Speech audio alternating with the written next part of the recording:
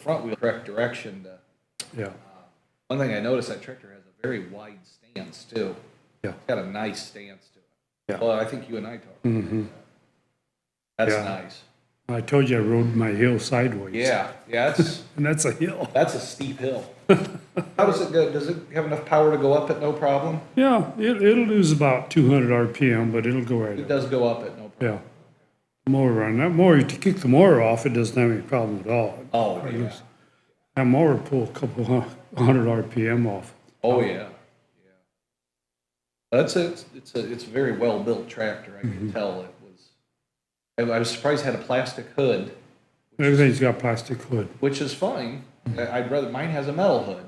I have a Simplicity, Yeah, but I wish it was plastic. Less chance of damage. yeah. My old Cub Cadet is metal. Everything new is plastic. Is it? Yeah, even the big tractors are plastic. Makes sense. ABS, some kind of composite. Plastic, of course, they're a little tougher than that, but Yeah. Well, Jim, you going back to Florida next week? We're leaving, Thursday, the 26th, Okay. and driving down. Yeah.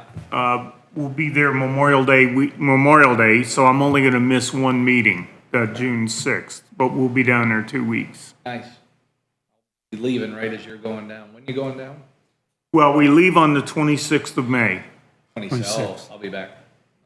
and, you know, if we're going for 2 weeks, I like taking our car, because we can take what we want with us. You like that drive though? No, Oh, but I hate flying worse. really? Yeah, yeah, because, you know, if you take, I don't have the key to my own plane. Well, no, I'd rather ride the airlines, to be honest with you, but than fly myself. It's faster. Oh, really? Oh, See, Let's work. if I fly Allegiant, I've got an hour and a half, and if there's any traffic at all, it's 2.5 hours. And the flights are usually early in the morning, so I gotta go the Yeah. night before and rent a hotel room. those are tough, those early And morning. if I take, and I quit taking Allegiant because of that, and so if I go on Southwest, you know, plus the cars are outrageously to rent a expensive. car, yeah. Yeah, I've always held out for traveling when they have later night flights, like I'm coming home Sunday the 27th or whatever, and it was $81 Yeah. 4:30 p.m. flight, perfect. But see, But that 6 a.m. flight, I have fixed weeks, and in order to get that's true. competitive, I gotta get a hotel room once I get down there Yeah, until that's I can check in, or I gotta miss a whole day. That's true. That isn't worth it. Yeah. So, and even with gas prices, what they are, I filled my car up 3 times. Yeah. But I had half a tank when I got back, so I went 2.5 tanks, and it was like $76, $77 a fill up. Well, try renting a car for that kind of money. The question is, will you see Rock City on the way down? No, but I'll see a sign. We quit What's Rock taking, City? we quit taking 65 to 24. And because Vicky got scared to death with Mount Eagle, you know, Oh. especially on the way down, because I you're like so it. close to going off of the side of the road. And the first time she saw, and she pointed to the left and she said, "What's that?" I said, "That's for runaway trucks." Of the great big sand pit. Oh, I know what you're talking about. And so we go over, go to 469, then take 30 to 125 to 33, and then pick up 75 after that. 75 north of Dayton. Thank you. Yeah, when I was a kid, we counted Sea Rock City signs, and I saw 132 of them. It was like 1978 or 9. I don't think that there are as many anymore. No. Yeah. Yeah, we were like, Sea Hey, Rock. Jack says we're live. If you guys care. Yep. Yep, guys, stop swearing. Yeah. Put our clothes on. Yeah, put it back on. All right, Bill. Call the ball. Well, it's not quite ready. He started Not it. quite. Oh, wait. Yep. Not quite. Must be working. Rick's logged in. I was just gonna ask you to do. Does the public have access now? Yeah. Awesome. Oh, yeah. We've done the last two council ones, but we've had I some noticed issues. that, yeah. So, okay, Jim, you have to talk more into your mic. No one's ever accused I had me it of not on. talking loud It enough. was off when I got here. It was, I thought I just clicked them. This is the only one that was.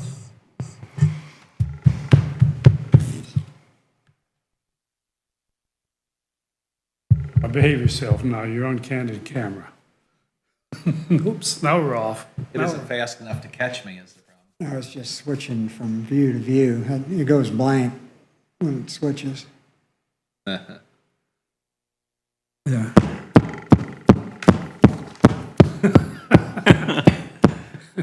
You know what? I'm gonna have Jack. Used to come be in get a you. rock band, huh?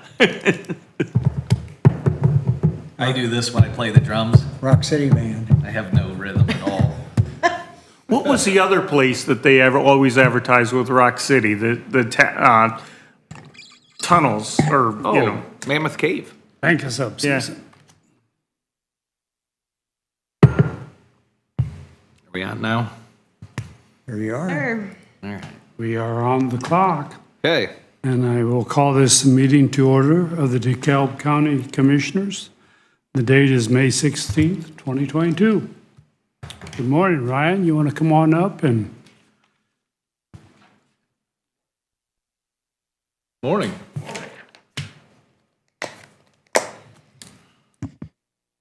Right. So this morning I'm here, just like I was last year at this time, requesting for the travel request for the National Drug Court Conference. Last year was in DC, or in National Harbor, Maryland. This year it's in Nashville.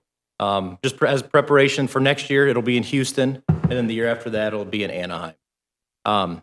So we have, I want to say it was a total of, I think it was 19 team members between the three problem-solving courts going to the national conference. I think we're down to 18 as of right now.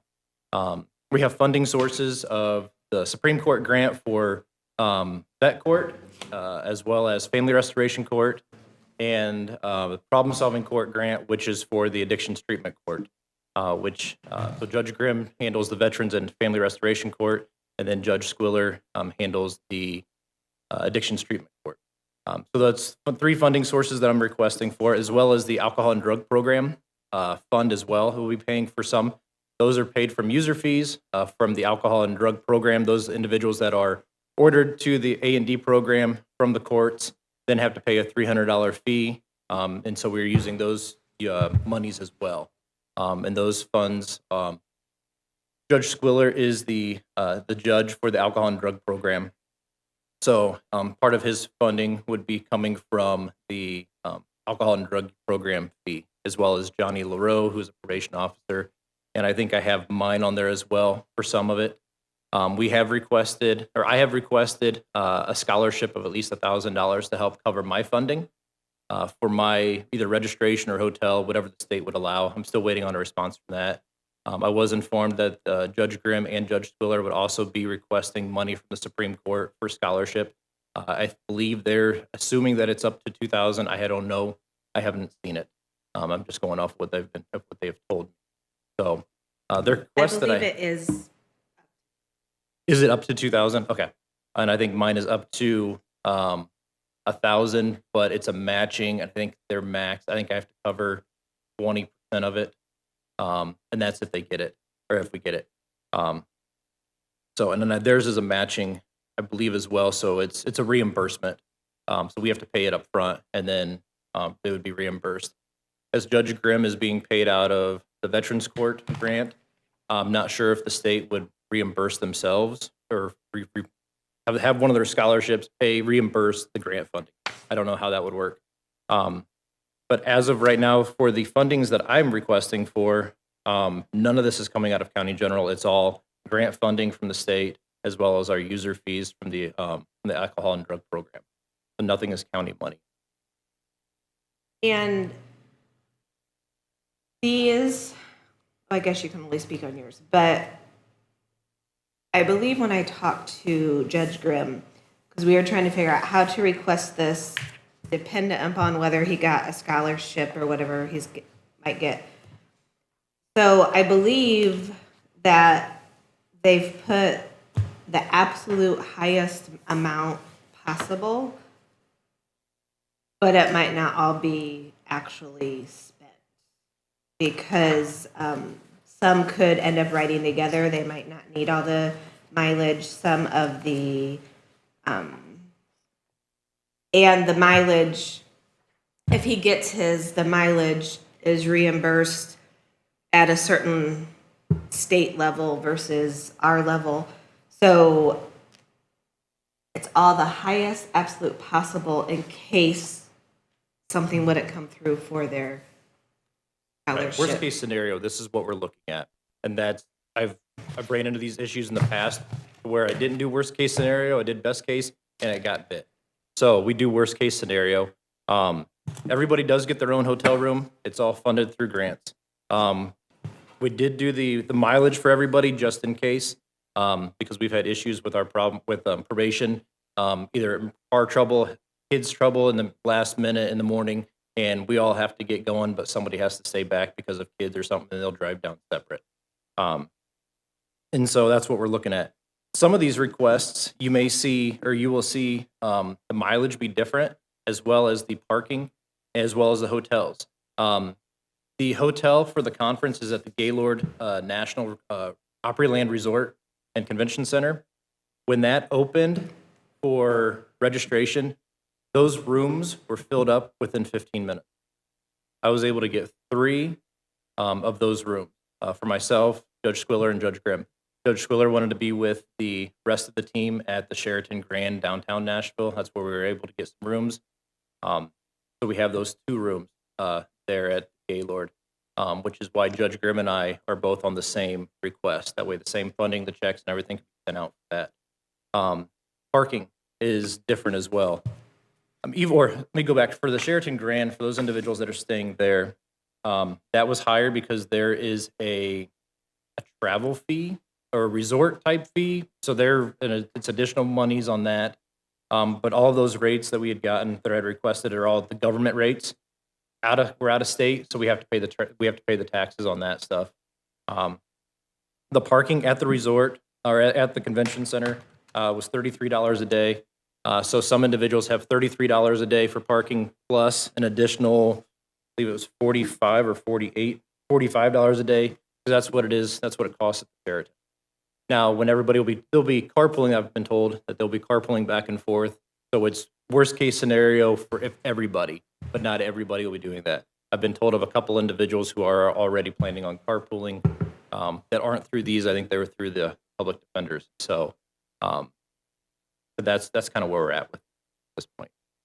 It's a headache, I understand. It was a headache for me trying to be a travel agent for 17, 18 individuals. So several hours were spent into this, and it's not fun, but hey, we're there.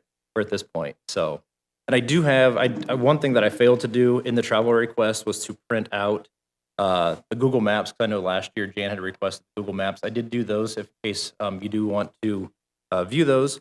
The one thing that I did point out, or I did find, is that for Judge Grimm and myself in the Veterans Court, I had underestimated, underfigured. First time I ran it, it was 850 miles round trip. And the second time I did it on Friday, it was 854. So I don't know where I missed out on 4 miles. So, any questions? Questions for Ryan? Where's the next conventions at? Did you say the Next year's in Houston, Houston? and then in Anaheim. I'm going to Anaheim with him. He just doesn't know. Okay. And I did just okay check with that. flights down in Thank you. Nashville. I mean, you guys were talking about flights and so forth, and it's anywhere between $700 to $900 out of Fort Wayne to Nashville. So for the $425 per person is not that bad compared to flight.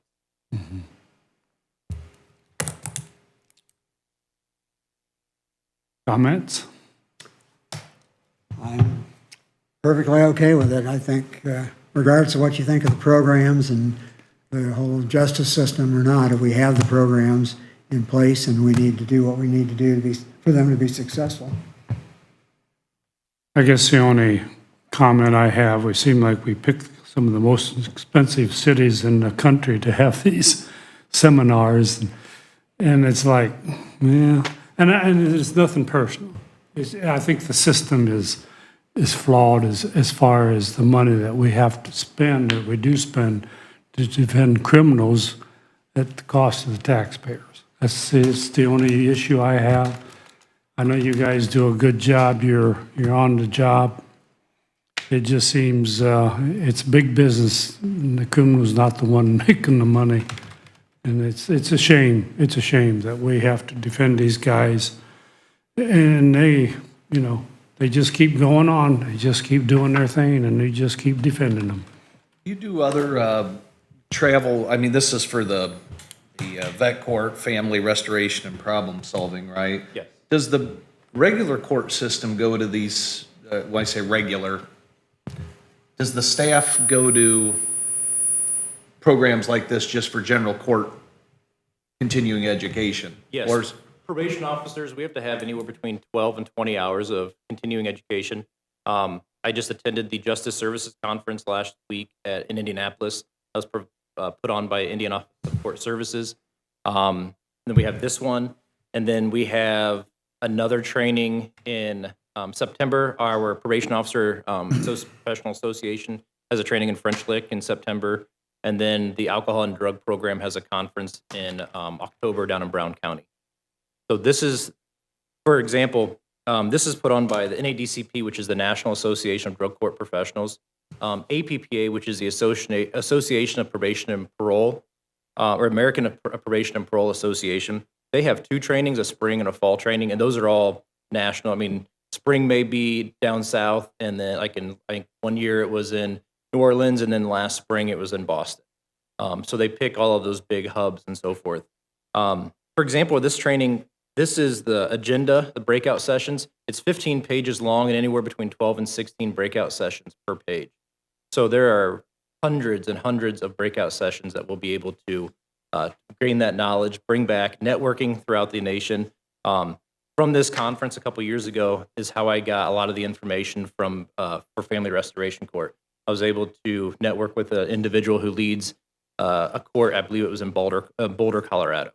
Also through the conference, I was able to, in the past, network through the National Drug Court Institute, and they had sent me down to Athens, Georgia, and saw the Athens OWI court. They paid for everything and all of that. So I've been able to bring that knowledge and so forth back here. I was able to expand our problem-solving courts and so forth. Okay. It's worth noting, I think, that all three of these courts have a track record of breaking that revolving door cycle. That's why we do these things. Absolutely. You talked about all of the travel that and the scholarships and things that were going to help pay this. What about the people that are not probation, like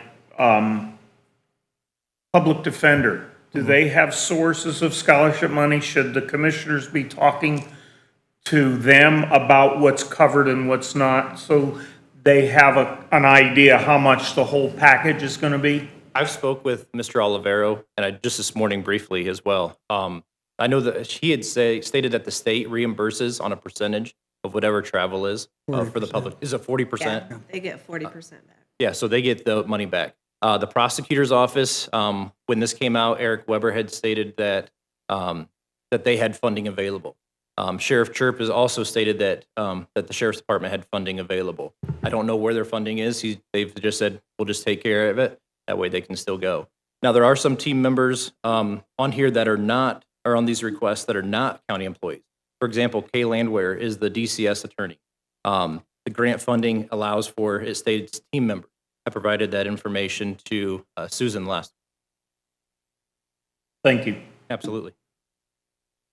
Well, I guess the way I see it is their own little entity there on the third floor per se. Should we even look at these requests in the future if they're gonna happen anyway and it's their own deal? What's the sense of even looking at them? I think that, I mean, you guys know I what you believe- need, we don't, so we're sitting here taking time approving stuff or denying stuff that we really can't approve or deny. I And- believe And they know what they prior- need, so. But it's policy, though, that we have to review Yeah. the travel I say, I request. think prior and in the policy, I believe that they have to submit these for insurance reasons, so you Okay. guys know where they're at. So no matter what, they're still gonna come to us. So we don't have to necessarily approve them in the future, we can just accept receipt of it like we do with the county home report, just, I think policy requires we approve them. well, approve, I'd it's, have the to- problem is it's an automatic approval, it's either you're approving them or it doesn't matter if you approve them or not. it's Well, a go. it's the same thing though when you do claims. Yeah. Because technically the court systems do not have to have our approval for their claims to be paid, but we do it in that manner so that everything goes through the same chain as our regular claims and advertisement happens the way that it needs to happen to meet our state board requirements. I agree. Jim's shaking his head. Yep, paper trail.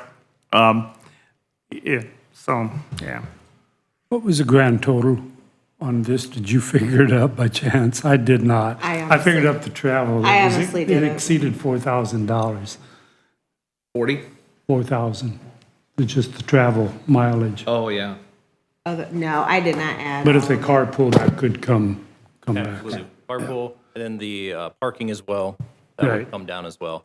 And then the one thing else I want to make sure I pointed out on this request is just as the same as last year. I went through the GSA website for the per diem for food because the county was at $32 and the food for Nashville for that zip code is at $56. So that is another thing that was additional, because I know that has to be requested, at least through the commissioner's travel policy. Probation officer's travel policy says that probation officer, that the chief probation officer and the judge has to approve it. So, but I just wanted to, out of courtesy. Okay. Any other comments, questions, complaints? Thank you. Absolutely, thank you. I guess at this point, I'd entertain the motion to approve. I'll move to approve the the treatment court travel request. Second, Are we doing all travel? Or you want these separate? I'd break these out separate. Yeah, because we tabled those from last. Well, they resubmitted, so it's all Oh, new. okay. Yeah, they Okay. did All resubmit. right. Separate or together? Yeah. A motion and a second. Any additional comments? All those in favor signify by saying aye. Aye. Aye, opposed, same. Motion carries. Need another motion? Yeah, if you want them separate. Every one of them? Now we can group the rest, I think. Group the rest. Okay. Okay, so for all the others,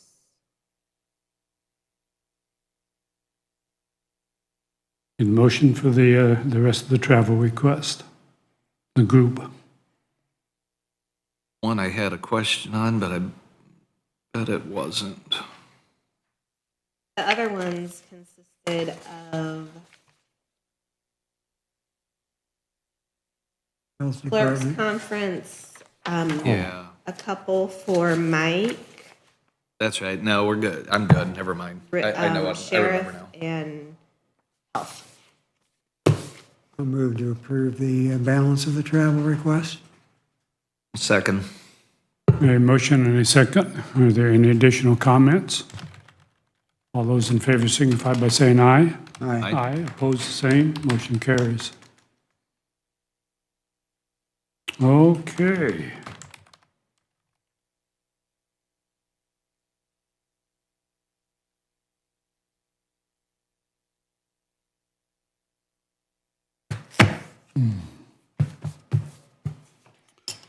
Let's clean up payroll here while we're waiting for the clock to tick down some.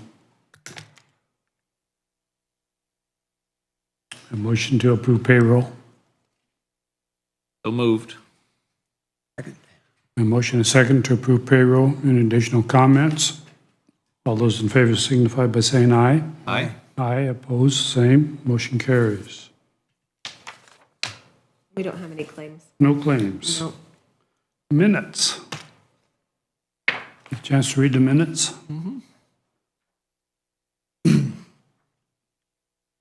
Good. Motion to approve. I make a motion to approve the minutes. I will second. Okay, motion and a second to approve minutes. Are there any additional comments? All those in favor signify by saying aye. Aye. Aye, opposed, same. Motion carries. Travel is done.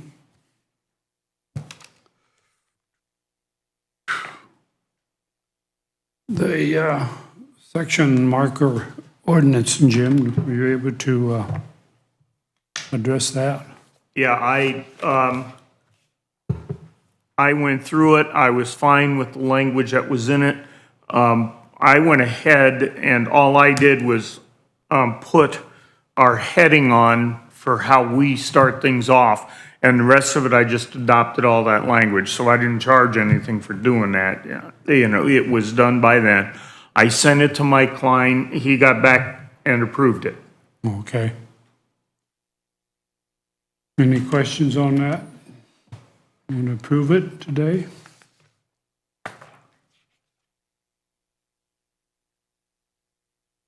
Sure. And what's the ordinance number on that, Jim? It'll be number 7. I don't have, do you have the Is I it don't seven? have the DeKalb County Code. 7? It's, yeah, 2022-R-7. I'll move to approve ordinance 2022-R-7. A second. A motion and a second. Are there any additional comments? Hearing none, all those in favor signify by saying aye. Aye. Aye, opposed the same, motion carries. Well, we're just rolling along here. Let's go right on into humane shelter demo. Everybody get a chance to read? What do you think?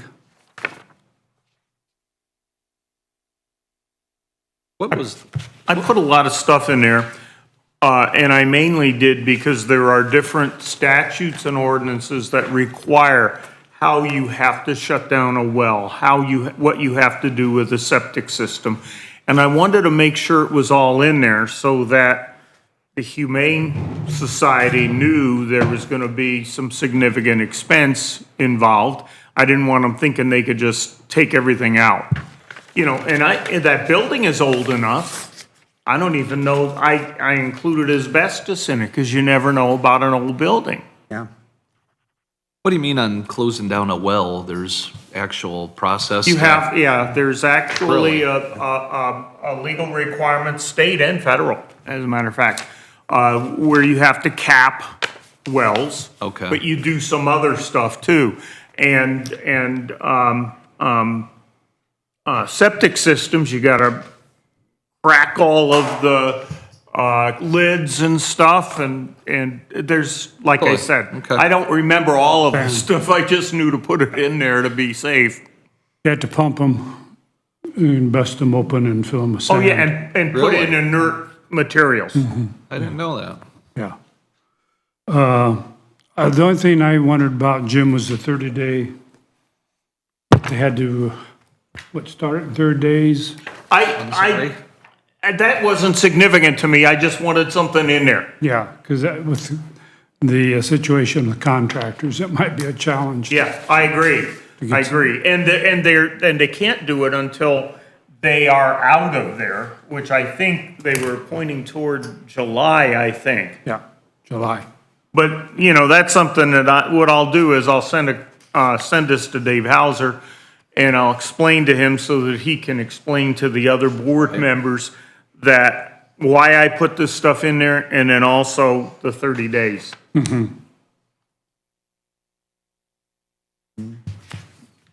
Well, we can approve it and send it to them and see if there's any comeback on it, I guess is the thing to do. Right. And make a motion, we approve the agreement to send to the Humane Shelter.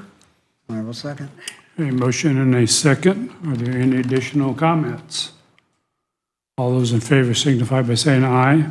Aye. Opposed, same. Motion carries. Okay, I have a question. Yep. Jim, on this, the section corner one, Yeah. I didn't realize that it needed 3 readings. Well, it's an ordinance and it has penalties in Okay. it. So So it this not first- only needs 3 readings, it needs to be published. I was gonna ask about that. It needs, but it doesn't have to have a public hearing. What's that? It doesn't have to have a public No. hearing. Okay, so they approve the first reading. Can they waive the other ones, or do I bring They it can back? suspend the rules if it's unanimous. Suspend the rules and approve the ordinance second and third readings by title only to get that part Do you want approved. to do that, or do you want me to bring it back next week? I can do either. I had you sign it I'd like to forgetting. go ahead and just do it, suspend the rules, and I'd make a motion that we suspend the rules and approve it by reading title only. Second that. A motion and a second to suspend the rules, read title only. Second and third reading, additional comments. All those in favor signify by saying aye. Aye. Opposed, same. Motion carries. We're unanimous. Okay, so now I need another motion for the second and third reading. So I'd make a motion to approve the 2022-7, 2-7, yeah, R-7 on second reading title only, second, third reading. second, third reading title only. First, we have to read the title. Yeah, so I'm First, we saying we have gotta to read read- it. we have to read I the need it in title. front of me in order to read it. An ordinance to preserve the location of and prevent damage to section corner markers within DeKalb County. There you are. A motion and a second. Yeah. Yep. Any additional comments? All those in favor signify by saying aye. Aye. Aye. Opposed, same. Motion carries. Thank you. And Jim, you're gonna find me the code? Well, I gave you all that Would stuff you I like had it? so that you could do it. Would you like it? I You have have it? Oh, yeah. See? I knew she'd come through. What is it? No, I don't have it. I have all that stuff. Oh, you have all the stuff. She was on my case to get all of my stuff to her, which I did. And then the first time we need to assign a DCC number, well, you heard it all. And I would find That's it how I if you roll. needed me to.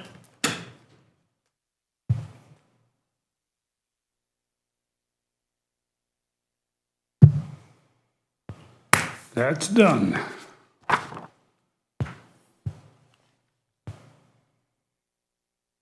Curious what the cost is going to be on that, but Yeah. demoing. Well, you know, if we would make a case that they own the building and we own the dirt, and they agreed, so, it's what they gotta do. And I even put in there knocking out the concrete and everything. I called you about that. So it's restored to its natural state. I guess the next question was, what do we do next with the property? Probably, I don't know. Put it up for Question. sale? How can big do- is we it? can A get it. couple 2 acres? acres. 2? There So were it's 3 buildable volumes, I then think. possibly, right? Well, it has to be 2 net acres. 2 net? Yeah, minus the right of way Good. and everything. You're in good Hmm. shape, but Should it be hasn't been minus- updated for all That of should be mine, net, I think. which will be a project. Yeah. 'Cause If it's on if 6, yeah, if it's 2 net, it's definitely buildable then. I don't see any reason that we want to keep it for anything. No. Just wondering what someone would do with 2 acres. I don't know, Walker Farm would be interested in it. Well, he sold off the airport know, 15 years or 20 years ago there. Wouldn't think you'd want to acquire more, but I don't know, I mean, this farm's right next to it. yeah, I was just saying, so was the airport. That's right next to it too. Yeah, it's on down at the airport. Yeah, it is a little ways, isn't it? Yeah, it's on the east. I don't know. Just Add it to his property, I suppose. Oh, yeah. Okay. Okay, Get it back on the tax rolls. Yeah. let's get on into the insurance. We have some folks here from insurance trustees. What you got for us today?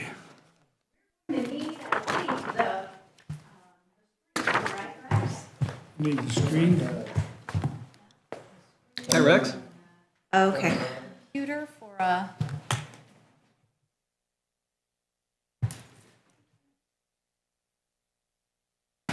You want the lights out?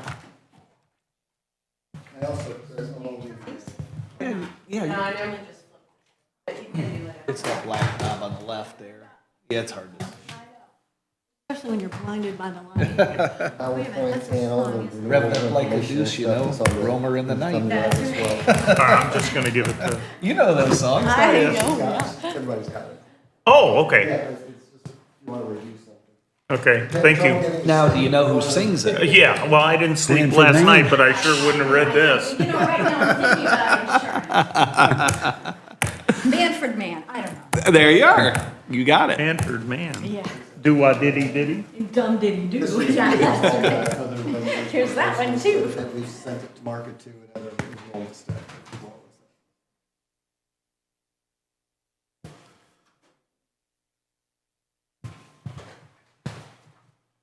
Rex?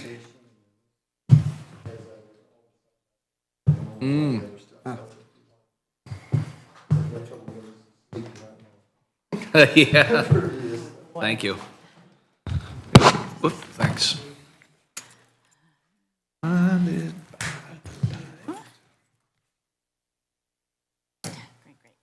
Morning. Morning.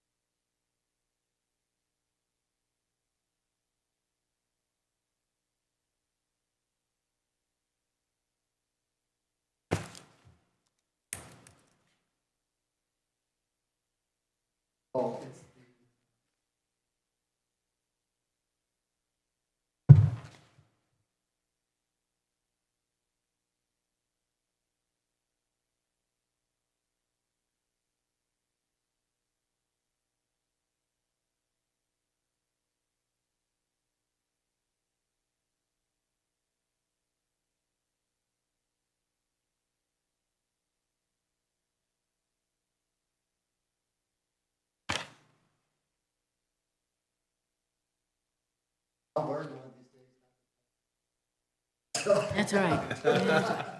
Already got questions. All right, got.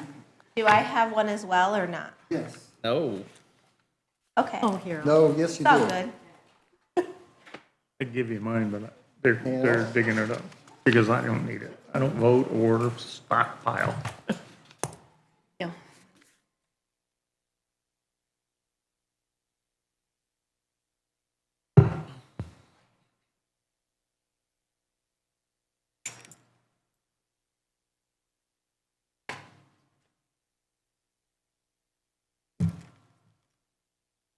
Okay, well, first I want to thank you.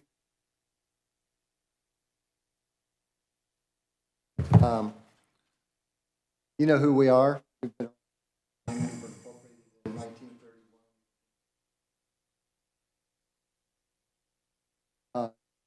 You also know back in 2017, we were purchased by the Hill Group. We're part of the 15th largest agency.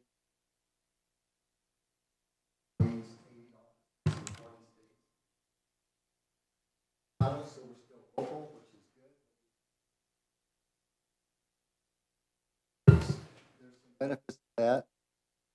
We monthly compliance.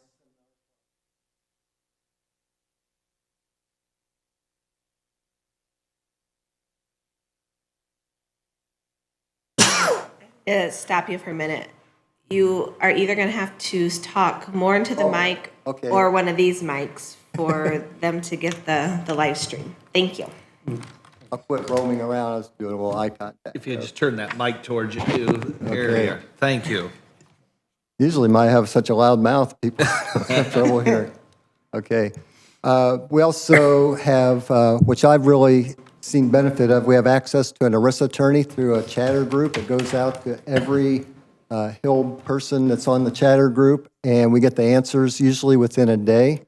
So for example, this is one of the client emails that we sent out on statutory changes. This was on telehealth. The most recent one that went out was on the HSA contribution limits going up for 2023. This is what our chatter looks like. What I've used it for, had some service industry clients that, like heating, air conditioning, clients would say, I only want vaccinated employees coming out. They were, how do we handle that? Because that's private health information. So went to the ERISA attorneys on the chat group, got a good answer, which was basically that's an employment issue, but then they came up with some ideas which we incorporated what was voluntary to release. We have a client that you would know here locally that the employee's wife died. The employee was the stepfather. They wanted to keep the children on the plan. They thought they could, but the biological father was still in the picture. I reached out to this chatter group, got the answer. They even quoted Indiana case law from Boston and got the answer. And a happy ending, they could keep those children on the plan. So those are things we didn't have with insurance trustees. Those are some of the things that being part of HILB and a larger organization brings to the table and brings to our clients. So what we do, we consult on plan design, we shop the plan, facilitate enrollment meetings.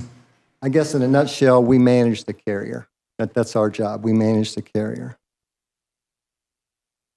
We all know that healthcare costs are on the rise. I've got the most recent from the Kaiser Family Foundation. The average cost for family coverage is $22,000 and change. For single coverage, $7,739 to cover a single employee. As you'll see, you're right there in that average mix when we get down to where you are with the cost per member, but it's not pretty. This slide I did last year, I Google it every year. This is from 2010. I Google every year trying to find an updated data on this information because it's so impactful. But just imagine if grocery prices, which are going up now with inflation, but if they'd risen at a comparable rate to healthcare since the 30s, back in 2010, a dozen oranges would cost $107. A pound of coffee, $64. I'd really like to update that, but I think it speaks for itself when you look at what those numbers are. And probably we're not that far from some of these things getting to that point. But Back in the 30s, though, we didn't have MRIs and cancer treatments and exactly. I mean, we've expanded the services too. We're not buying a pound of butter anymore. But yeah, I get your point. But that's very astute because most people think, look at how many people would have died through some of the maladies that are now staying alive and have extended and quality of life too because of the advancements. So yeah, all those things come at a cost, and that's part of it. Yeah. So now let's dive into what the plan is. The DeKalb County plan, currently have 198 employees on the plan, the July 1st renewal. You have two plan offerings, a traditional PPO and an HSA plan. A little over $2 million in costs last year, which equates to about $543 per member per month. So if you go back to the $7,700 for the Kaiser Foundation, that's a little over $600. It's apples to oranges because we don't know what the benchmark deductible and other things were, but you're right in line there. The next slides, I won't go into a lot of detail here except for the red asterisk there is the biggest one. There have been a lot of enhancements to the Anthem plan for the upcoming year. Preventative services have been expanded. telehealth copays went from $10 to $5. Nothing negative. It's all either benign or a little bit better. But what I put the red asterisk by there was under vision. One of the things that we talked about with Dottie and Lauren was the employees have been wanting to have an expanded vision benefit. They want to get help paying for those lenses and frames and contact lenses if they could. A little bit further on here, and we'll show you what you might be able to do if you want. But basically, the plan you have now just covers exams, and Anthem is embedding the vision exams in the health system. So really, you wouldn't have to have that vision plan. You could drop that plan and get something a little richer, or you could keep things as they are and save some money. So we'll cover that in just a second here. Last year, one of the things that Anthem had to do is they had to offer free labs through LabCorp, because that's something that PHP had and a lot of employees took advantage of. There's a county council member that spends several $100s a quarter on labs, and that was very important to keep that benefit in, as well as all the other employees. One of the changes for this upcoming year with Anthem is that all labs are covered at 100% from in-network providers.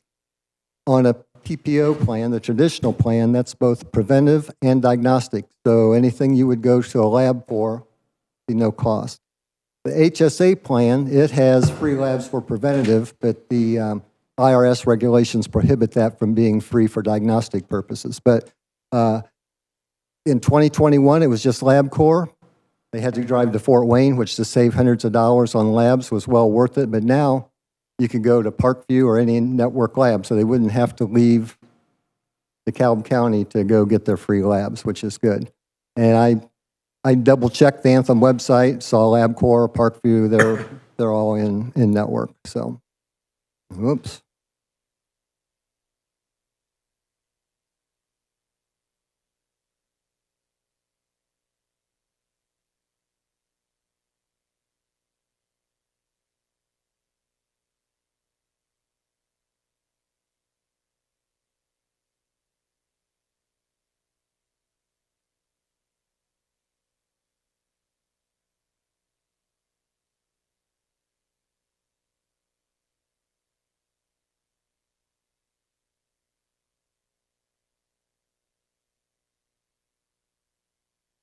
Okay, this is a busy slide.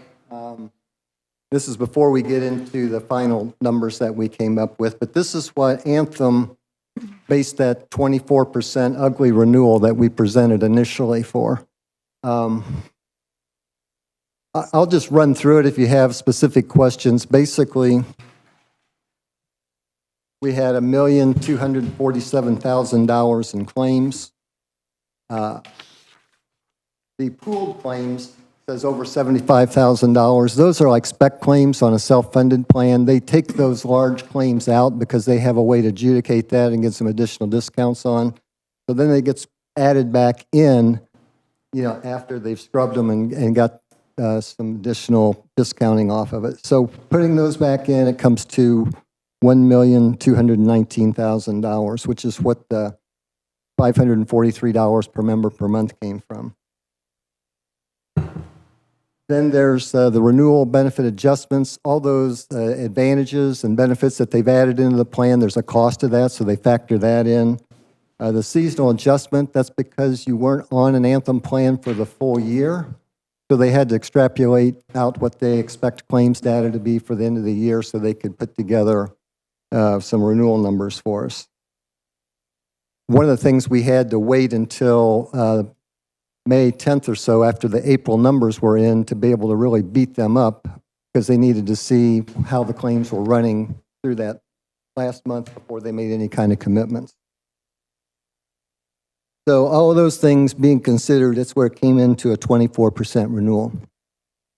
I told them that was not good. We needed to get it down to single digits. They weren't sure they could do that. They said we need to wait until May. We had PHP, United Healthcare, quoted on a fully insured. The sales director at PHP said, we've lost millions on the county's plan. He goes, in our underwriter's opinion, It's still undervalued at a 24% increase. He says, we'll give you a quote, but it's going to be higher than what you got from Anthem. And United Healthcare kind of fell in line for that. So the first column there is what you're paying currently. The second column is the 24% renewal. The last two columns were PHP and United Healthcare. Highlighted in the middle is where Anthem came back. They came back with a 13%. We took it to upper management. They got it down to 12%. I guess because I was so persistent and they wanted to get rid of me, they said, we'll give them a $49,000 premium credit on the first invoice after renewal, which would bring the net effect of the renewal to 9.9% for the year. They did it that way so they could keep the integrity of their actuarial value to keep it in that renewal there as a 12% renewal. But in net effect, it's a 9.9% renewal for the county. The dental is still under rate guarantee, so there's no change there. As far as the vision upgrade, I would propose looking at a materials-only plan. That plan has a $25 copay for lenses. They get $130 towards frames every other calendar year. They'll pay $130 every year for contacts. And those are elective. And elective contacts are if you can wear glasses but just want contacts, those are elective. So where they cover everything at 100%, those are non-elective contacts for whatever reason you have to have a contact, and that'd be a medical necessity. So for the average person wanting contacts, they could get $130 a year towards their contacts on that plan. And if they went out of network, they could still get reimbursement for those things up to $40 for a single lens, and it's on the chart there. Now, it's kind of like when you see these two pairs for $79. If you ever tried to take advantage of that, it's going to be $900 when you walk out of there. So what they do, the $25 copay is for a standard lens, but then if you want a progressive lens, $55 on top of that. If you want, the transition lenses, it could be anywhere from $40 to $75 more, but still, they could get a really nice deluxe everything they want on a pair of glasses for a little bit of money out of pocket compared to what they're paying now. And that's been, in talking to Dottie and Lauren, a lot of the employees have been asking for some help on the vision. So currently, the vision costs you $2,900 a year. The materials covering that we just talked about would cost $16,800 and change.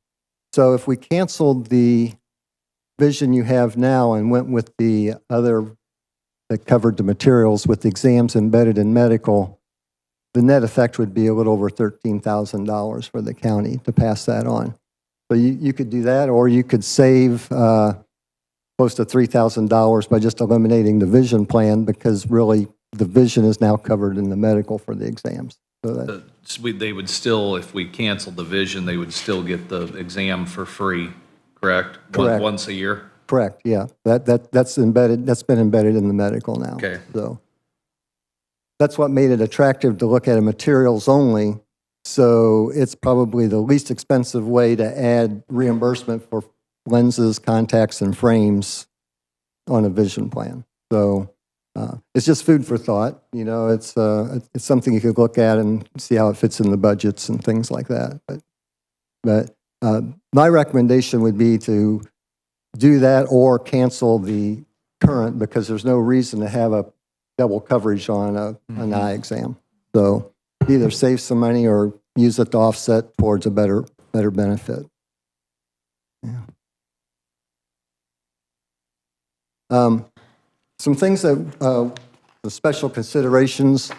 Dottie had asked us about the Jefferson Health Plan, and I was not familiar with that. I know one of our competitors represents that in Indiana. It's a Ohio-based health plan. It's an association plan. I checked. They do not have Parkview in the network, but that's not a great concern because a lot of times they will rent a network from Aetna or Cigna or somebody like that. So I don't think it'd be fair to say they don't have Parkview as network coverage.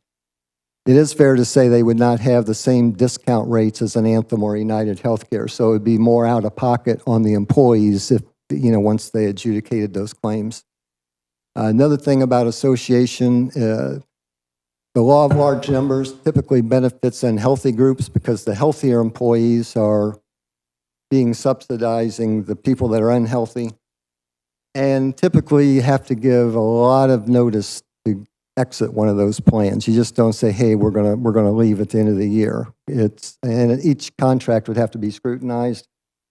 Also, the solvency of the claims fund needs to be verified. I'm not saying it's not a good way to go. It could be a good way to go, but I just think there's a lot of pitfalls, a lot of things I would want to investigate before I would go with an association.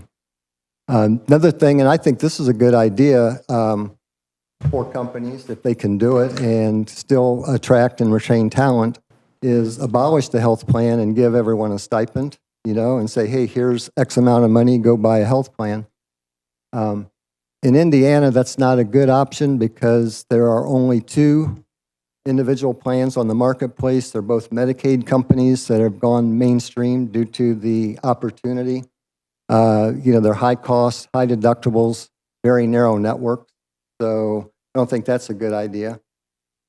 One of the things that I don't know if you've looked at, a lot of carriers are talking about cost plus, and that's where Medicare has a fee schedule for every single thing that you could have a malady. And typically, and this is why the healthcare system's broken, or one of the parts of the healthcare broken, the carriers bill 3 to 4 times that Medicare fee schedule. What the cost plus people do, they come in and say, okay, we're going to give them Medicare plus, and it's usually 25%. So we'll give them Medicare, what Medicare would pay, plus 25% for that procedure. Well, the carriers in the hospitals say, no, that's, in fact, Community Health Network, Parkview, all of them send out letters to brokers, to large businesses saying, we don't recognize these types of plans, we will balance bill your employees, and they can get turned over to collections. Noble County tried this a few years ago. It was a disaster. I have the utilities, the municipal utilities in Cass County, and the city of Logansport trying to convince the superintendent to go on their cost plus plan. And I did a lot of homework, and we prevailed and kept them as a client, and they didn't go on that plan. And I got the call from him. He said, here's this newspaper article. Exactly what we said happened. The city had over $1 million of claims in dispute. Employees were being turned over to collection agency. I mean, it's kind of heartbreaking. I got other slides here that go more into that, but they were told not to come to the surgery by the surgeon because insurance wasn't going to cover that for them, and it was a mess. So personally, I think that could save healthcare if it was regulated properly, but the way it is now, if you can just willy-nilly balance bill for what you want to and turn employees over to collections, I don't think that's a viable option. So that's where we believe staying with the traditional plan for this year is in the county's best interest. We'd like to reevaluate for next year. We think Anthem is the best choice. I know that Sharice and Stacy, our account managers, have done an outstanding job, and little benefit to us. Anthem assigns account management by brokers. So if you went with any of the other 2 people that you're talking to with an Anthem plan, you would lose them as your account management team. So hopefully, if you don't like me, hopefully you like them. But with that said, the last point I will make as far as what we're willing to do, we're helping you fight inflation by we're not raising our rates. It'll still be $8 PEPM. So, kind of went through that rather quickly. Didn't get to roam around like I normally do. It's kind of hard to keep me in one place. So with that, any questions or anything we can shed light on or anything you want us to look into?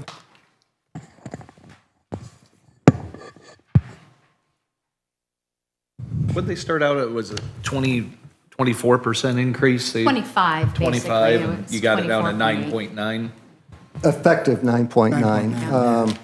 It still would be on the books as a 12.4. Right, but the $49,000 kickback is, Makes our it down to billing credit. 9.9, yeah. I know last year we had, there were some concerns that Anthem would buy the business and then gouge the next year, and I think, it's proven that they did not do that. On a fully insured basis, PHP and United Healthcare were both in the same position, and they said that they thought the Anthem was undervalued at 24 and change increase. It's just our relationship with Anthem, their willingness to want to keep doing business with the county caused them to step up, and that's part of what you pay us for, to beat them up and do those things, so. This whole insurance thing, and not to bloviate on the obvious, but I remember when my first son was born 24 years ago, he had to have tubes in his ear. They billed me $1,385. I had a $2,500 deductible. I didn't realize you were supposed to actually turn in a claim. I just wrote him a check, $1,385. She all smiled, of course, when I handed her the check. Sure. My second baby's born. We have a $500 deductible. I'm like, great. They pay $500, or I pay $500. They pay $783. Oh no, we'll turn that bill in for you. Total bill was $340 out of the $1,385. I said, what a screw job this is. I said, I wrote you a check 2 years ago for well, you should have asked. We would have given you a discount, or we would have ran it through your insurance. But I'm just saying, can you imagine selling a car to someone saying, well, this car to you is $130,000, but to you it's only $15,000. It's the whole system's broken. It is broken. And these numbers don't surprise me due to that reason, because no one has any clue what they're paying for anything. Yeah, I don't defend it, I just try to help you navigate it, because it is. Oh, I get it, yeah. It's a broken system, but. Horrible. But Anthem is a solid company, they're a good company, and I think for the amount of large claimants you have and the claims you have this year, self-funded was not a good option. I think this is a year to stay the course with the traditional plan, and then reevaluate hopefully next renewal cycle. Yeah. So. But you think PHP, no matter, in your opinion, and I know you're biased, but Well, I think you're represent honest. them all, So, so I'm, yeah, I'm but fine. let's say we would have stayed with Gallagher, your opinion, do you think they would have come back, PHP this year would have came back with a 20 to 30% increase, or it tried? They may have tried, because the claims of your employee base warrant that. Okay. So. Those are awful. They're all going to So start they would there. probably start it at that level, and then it's, the validation to Anthem for me came when PHP, I had a heck of a time getting them to even give me a quote. And the things I mentioned earlier, it's still undervalued. We've lost so much money on this account, blah, blah, Right. blah. And they say, okay, we'll give you a quote. Well, it's very close to that 24.5% renewal. It's a little bit higher. So, Okay. and then United Healthcare, pretty much the same thing. They said, we really can't get competitive on this based on the claims and what we're looking at. So my only option, not looking at self-funded and trying to avoid some of the pitfalls of the other things and staying traditional, was take Anthem to the ropes and beat them up and see what we can do. And hopefully that's 9.9. I wish it was more, but I think that was just to get Rex to shut up and, move on, because here's your effective 9.9, but it still goes on the books as a 12, but you're paying 9.9. So. Right.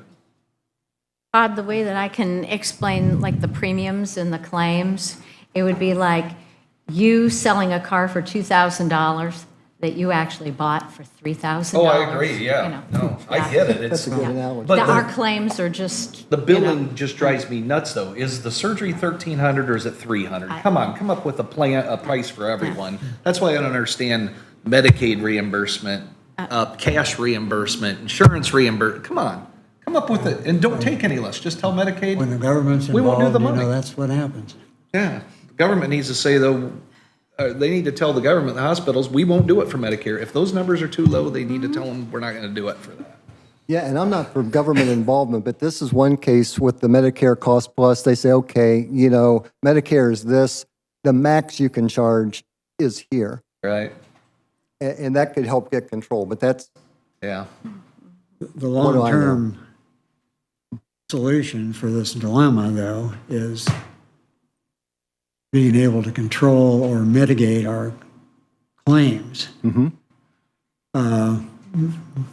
More efficient use of healthcare by our team members, healthier lifestyles and so forth. And I think that component needs to be really emphasized as we go forward with this. Absolutely. How do we do that, though? I don't know. That's why we have experts. Yeah. It costs money to do, it's an investment, but you did blood screenings before at health fairs and things, but unless there's a reason for me to go get tested, and it's rarely that they do it, the turnout's not really great. So what Anthem has done is lowering the cost of the telemedicine, doing some other things with wellness helps. The labs at zero cost, getting those diagnosed, that helps. But what really helps is if you have a wellness program where you're holding them accountable to biometric markers. But in the fully insured world, where you can adjudicate everyone differently, typically we'll jump the deductible by a couple $1,000s and give them a $500 credit if their blood pressure is within a certain range, $500 off the deductible if they don't use tobacco, et cetera. In a fully insured world, no carrier is going to look at 198 employees and say, okay, this one has this. Right. Before you do it on that side, and I've got clients doing it that way, and I've got clients doing it this other way. And the other way is you do the same thing, but instead of X amount of deductible credit, it's contribution towards their premium. So, you'll get $20 a month if you're off your premium, if your blood pressure is within a certain range. If you don't use tobacco, you get $20 off or whatever. But there has to be a reward to drive them to go through the screening, and there's government regulations as to how much the rewards can be. I'm fighting some of those things right now, but that's ultimately the carriers providing some things for preventative, which Anthem's doing, and making it easier to be seen through telemedicine and those types of things. But ultimately, getting those individuals do the blood screening to have the wellness where they're going to be held accountable, and it actually is a reward to them if they are accountable. I'd love to see some creative ways to incentivize some of those things.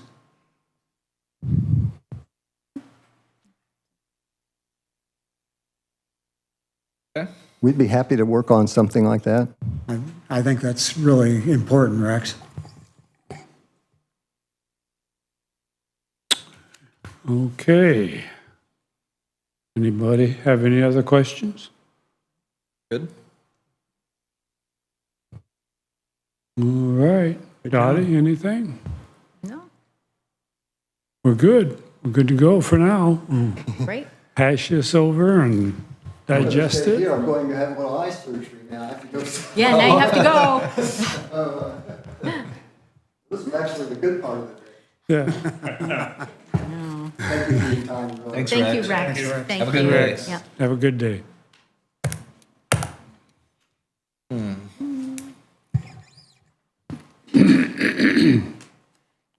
Well, there you have it. Was the, last year, didn't they try to go for 20-some percent? They came down to 7 or 9? 18, I It think. was like 8.8 or something like that. Yeah, it was like 18 or 19%. 18%. Yeah. Yeah. Got down to 7 or 9 or something like that? Yeah. With PHP. Yeah. Yeah. That was my big thing, is I just wanted to know if, would we have expected the same thing from Gallagher and PHP? Probably so. I mean, the pricing seems to be the pricing, like you said. Exactly, the You can't pricing sell is the product best. for less than you pay for it. That's right. Stay in Yeah. business. Oh, We think well, it's, yes, I think so. Yep. Yeah. we They will think need it's that. competitive, but not so much. Yeah. Just everybody's healthcare, the health plans are going up. In the last couple of years, the hospitals have had to pay so much more for those traveling nurses. They've had to pay overtime. Of course, we all know that Parkview around here, is that monopoly. And so it's, healthcare is what it is. Although I will tell you that, the reason that Gallagher isn't presenting today really is due to the fact that the numbers are so bad. And they didn't think that you would, because of the costs of the health plan, they didn't think that you would entertain looking at a different broker because everybody is getting the same numbers. Yeah. Everybody has to get the same numbers. It's a law. One thing Rex didn't say, and I don't know if he looked into IU Health. They're making inroads here in the area. However, their quote to Gallagher was 56.6% over our renewal, over last year's rate. So that wasn't even going to be considered, Yeah. So, and, United Healthcare, that one is about, a 19%, about 18% increase from what we had with Anthem, and PHP's comes out to about 30%, So I saw one of our former reps from PHP at the conference I attended on Thursday, and, he kind of winced and said, we're not going to be competitive. We'd love to have your business again, but your numbers are just so that, we can't continue losing money on your account. Are we really that bad compared to other employers as far as claims? I honestly don't know. I'd like to see those statistics, what we're paying on that's so much different than, We probably should have Other- asked Rex. Yeah. His other clients, how bad are they? I mean, is Yeah. it just 2 or 3 people that have had severe cancer maybe or something that's We really have hurt had us? some big claims. Yeah. Hopefully they are running out. But one of the big things, and he touched on it, is that we don't have, Anthem does not have a full year of working with us. Right. And so those numbers, they can only assume, continuing the same sort of claims, and they've just been jumping up for the last, several months. So that's why they figured, well, a 5% increase will help them recoup what they are expecting to, to pay out for the rest of the year, since they don't have a full year of claims. And they did have, everybody had basically a full year of PHP's claims, because I had those numbers to Right. pass on to our brokers. And they just didn't look good. Yeah. So considering that the average age of our 44, 45 is Yeah, our average somewhere. age of employees. That's our average age of our employees, and it brings it down a bit with our members, because of course you have children on the health plan. So, and I really like looking at our employees being better consumers of the health plan. We need to encourage our employees, now that if we continue with Anthem, the blood work, that's big. We didn't really touch on pharmacy. The drugs are drugs, I'm afraid, and I don't know what to do, because our employees do use a lot of those brand name drugs. If you've seen it on TV, they're the ones that the doctors are prescribing to our employees. Part of that has to do with the fact that there are not generics for those, and they are what they are. Yeah, I use that phrase a lot, but it's healthcare is what it is right now. So I'm really pleased to see 12%, coming down, half of what it was originally.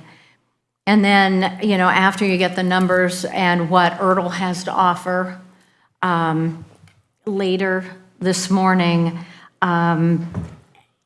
you know, what will you do? Will you pass on part? Will you pass on all of it to the employees? Great, we're just talking about retention and recruiting. You know, on one hand, it's like, well, what do we have to offer? And, you know, Todd mentioned, you know, a shorter work week and holidays and things like that. Generally, the employees are looking at that paycheck every 2 weeks. And 3 years since we adjusted the employee premium Right. portion. It's been the same, yes. And so I don't know what the answer will be. That'll be, of course, up to you.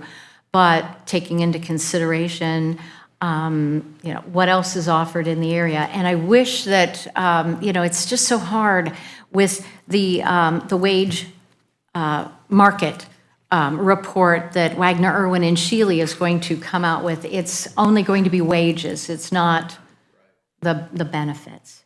So, you know, you can take a look at the city of Auburn, you know, if they're, you know, because they're close and they have similar, at least law enforcement positions. Well, you know, most of their employees, you know, well, if they're on the health plan, they're self-insured over there. It's a different ballgame. Say that again? Who's They are self-insured? self-insured. The city is? City of self-insured. Really? And how's that, how long have they been, I didn't realize, I was on Mike, council and I they've didn't realize. been that. self-insured for a long time. Yeah. Really? How many do they have on that? Though, I don't know how many employees that they have. And I don't know how many they have on the health plan. It's under 200. I'd like to see their Under numbers. 200. They have. I wonder if we can get their claim history and such, I mean, obviously they can't disclose any HIPAA information with names, but I'd love to see what their actual claims are versus ours, and I would too. because, I think the only way that you can look at that objectively, I agree with what Right. you're saying, I don't mean that, but is to know what their average age of their employees. We have somewhat. Substantially younger. Turn it on. Oh, You turned it off. Yeah. Should have made you do it. I think we have probably, and this, I don't have any specific information, but I think we probably have more of an aging population in the county than what the city of Auburn does, and you'd I know have to that. factor that in deciding sure, whether we'd be better off self-insured or not. There's no speculation about that. The city average age is considerably younger than Okay. the average for the county. why is that, do you think? Just hiring. Is that an advantage or disadvantage? Because I know the younger people, they got families. The older people have more health issues. So how does that balance Right. out? I mean, does one balance out the other one? Obviously, as we grow older, we have more medical Well, expenses. the kids, if, in my opinion, add very little to the expense. If you look, especially on our pricing, Right. singles real cheap, add the spouse, it doubles. Yep. Add family, it goes up another 10%. Yeah. Yeah. So Yeah. I think you gain some actually benefit by having younger people with kids versus, well, you spread it out over your over the, whole. yeah. Yeah, Right, your right. group. Obviously, it's all. So Gallagher's not coming in? Gallagher will not be coming in today. Yep. Scratch that one off. And then Yep, yeah, Erdl. so, you know, you guys have some extra time to take care of other business, and I'm sure that Erdl will be in, you know, earlier, but, Right. and then maybe we can get started with them earlier than 11:15. Okay, yeah. Okay. Well, maybe, Bob, will you bring us cake, did you, or cookies? Ah, good. Oh, boy. I just had to change the subject for a second, Yeah, I'm okay, sorry. yeah. Speaking of healthy, Bob's been baking again. I don't see him standing up, taking anything over to you.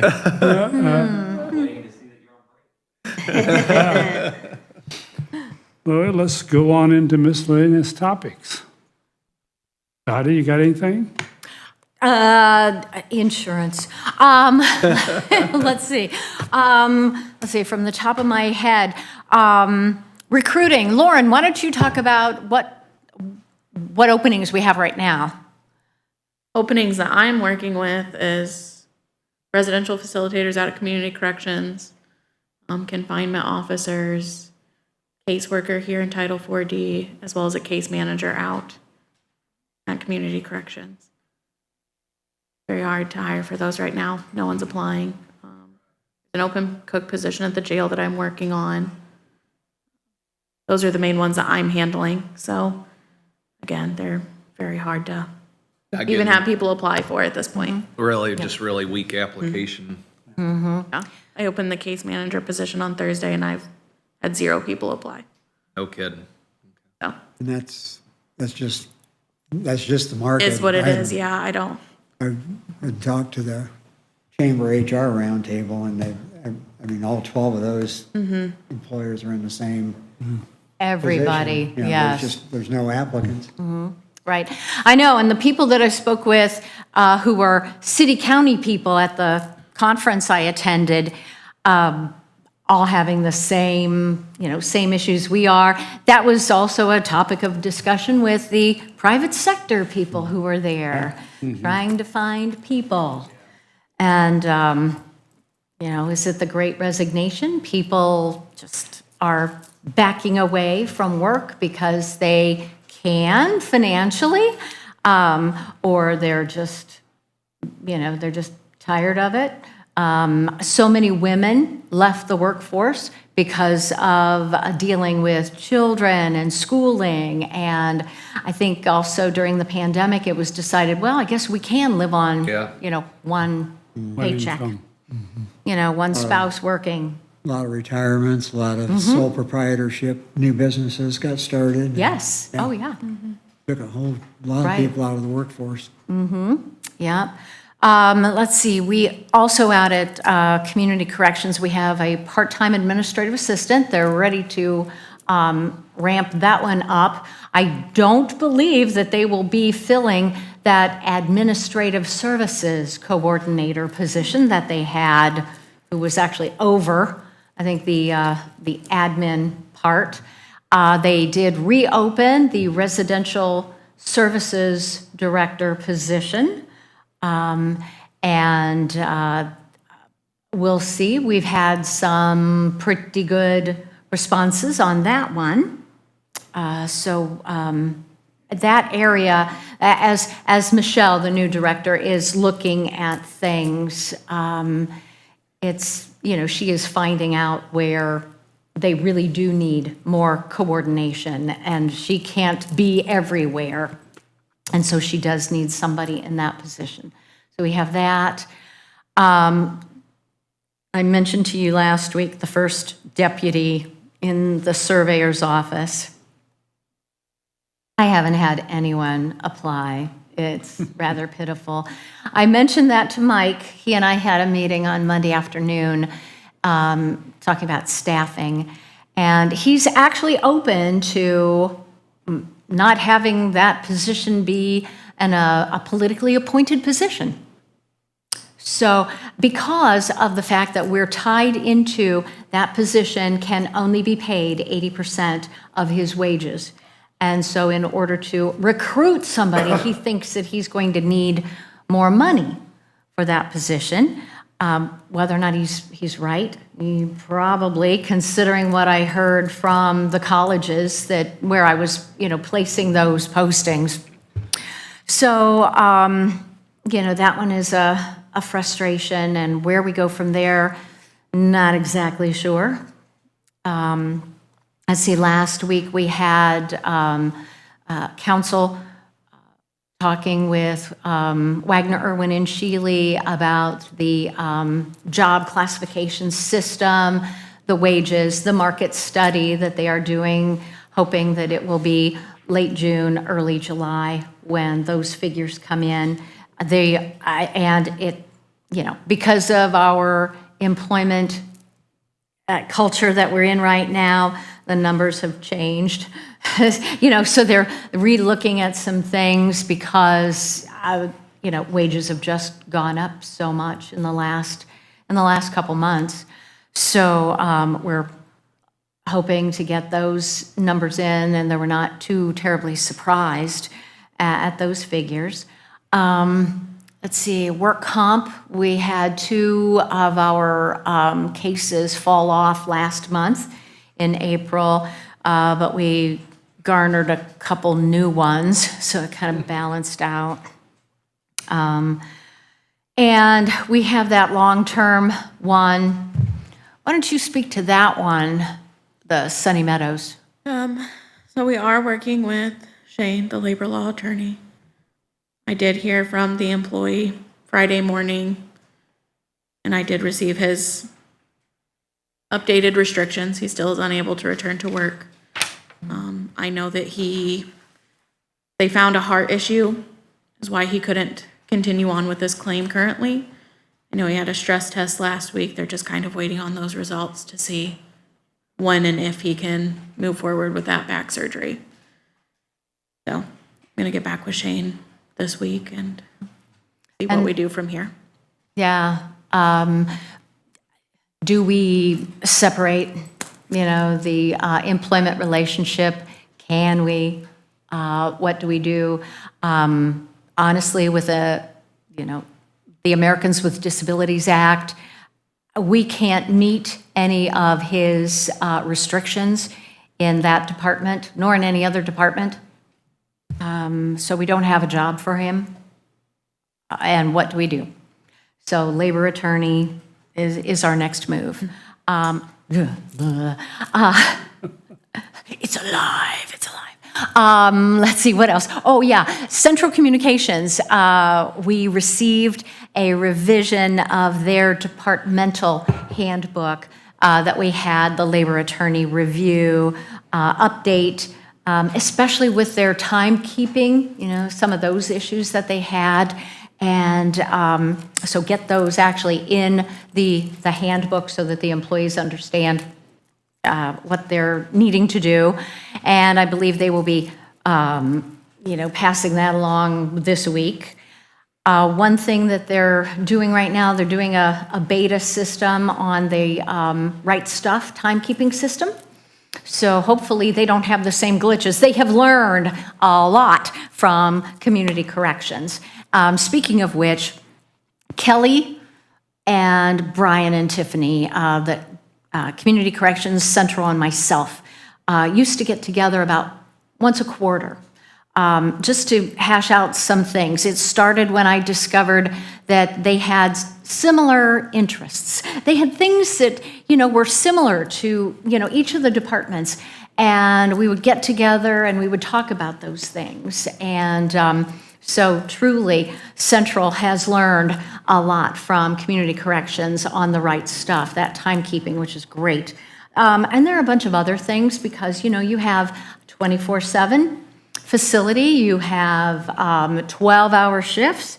They are not law enforcement, but they're still public safety. And so there were just so many things. Well, I told Michelle, the new director, that we did those. If she would like to, continue them, Brian and Tiffany would love to have, that continued interaction with Community Corrections. So we had a meeting, not this past Friday, but Friday before, and it lasted for about 2.5 hours. There was so much stuff and so many things that she was writing notes. It's tough being a new department head and getting thrown into things. And so I'm trying to connect the dots with her and make sure that she has all the contacts that she needs within the county system. And we decided that we would continue those quarterly meetings. And so I, as I think I've told you before, my name is Dottie for a reason. I connect the dots with people.